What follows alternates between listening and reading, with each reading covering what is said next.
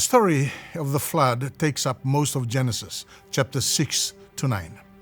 God's act of salvation on Noah and his family, and his gracious covenant after the flood shines through this dark time and beyond. Who are these sons of God and the daughters of men? While the biblical text is not clear, Genesis 4 and 5 points to the descendants of Seth as the sons of God and the daughters of men as from Cain. What is crucial is the parallel between the actions of the sons of God here and what took place in the Garden of Eden. When we compare Genesis 3 verse 6 and Genesis 6 verse 2, this is what we see. It says that when the woman saw, it parallels Genesis 6:2, the sons of God saw. The reference which says that the fruit of the tree was good parallels the daughters of men were beautiful. When Eve took, it parallels the other passage where they married. The message is very disturbing when you put this together. The fall of humanity now takes on a grander scale. From the single act of sin committed in the garden, it has now affected all of humanity. Genesis 6:5.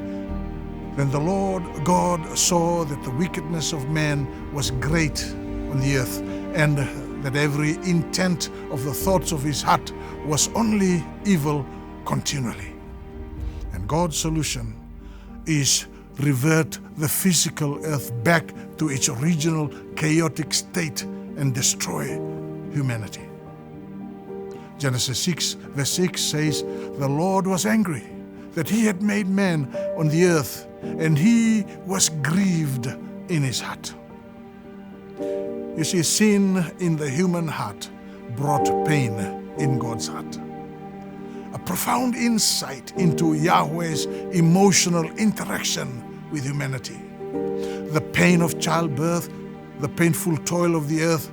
Now God also experienced the pain of human sin. Also, in the midst of the physical and moral chaos, a remnant remains. In fact, a righteous man, blameless in his time.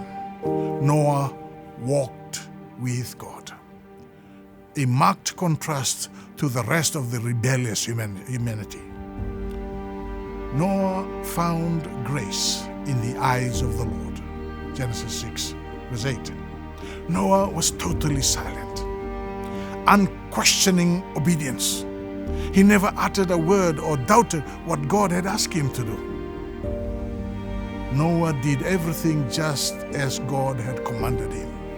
Genesis 6:22. After the flood, Noah immediately built an altar and worshipped God. In response, God testified a change of mind on the punishment to solve the issue of human sin. He says, "I will never again curse the ground on the account of men. For the intent of man's heart is evil from his youth, and I will never again destroy every living thing as I have done." Genesis 8:21. So despite the flood, the human heart continued to be as evil. It did not change human nature. The punishment has not solved the problem of human sin. But God's attitude to humans has changed. The covenant of the rainbow, mentioned 7 times, symbolizes God's everlasting grace to lost humanity, where God made a covenant that in time He alone will suffer. His heart will be crushed for humanity's sin. Thus, the flood story teaches us as much about His grace as about His judgment. The flood was the judgment that the sinful world actually deserved. But the rainbow covenant symbolizes the everlasting grace we don't deserve.